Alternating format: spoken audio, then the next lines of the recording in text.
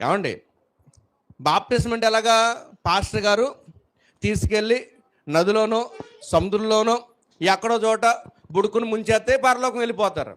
ఇదే కదా జరిగేది. బాప్టిజం తీసుకుంటే చాలు పరలోకం వెళ్ళిపోతారు. అందుకే బాప్టిజం తీసుకున్నారా అని అడుగుతారు. నేను బాప్టిజం తీసి ములిగాడండి ఆ రోజులు అనగానే ఏమంటారు? ఇంకా పరలోకమే వెళ్ళిపోయాడు. పౌలు గారు చెప్పిన పేరు ఉంది కదా, నా విశ్వాసం నేను కరముట్టించేసాను. ఏం విశ్వాసం కరముట్టించావు నువ్వు? నీకు విశ్వాసమే కాదు. అవునా కాదండి? దానికి మళ్ళీ పెద్ద చాటబారడ ప్రసంగాలు అక్కడ. ఆడు ఎక్కడికి వెళ్తాడు రియల్గా చెప్పాలంటే? ఎక్కడికి వెళ్తాడు? నిర్మోహమాటంగా చెప్పాలంటే యేసుక్రీస్తు వారిలాగా అటు నరకంలో ఉంటాడు కదండి. పాతాళంలో తండ్రి అయిన అబ్రహాం అని అక్కడ పెద్ద పెద్ద ప్రార్థన చేస్తుంటాడు. మనం ఏమంటాం? ఇక్కడ లేడండి, దేవుని దగ్గర కుడిపాశాన్ని కూర్చుని ఆనందపడుతున్నాడు బిడ్డ అంటారు కదండి.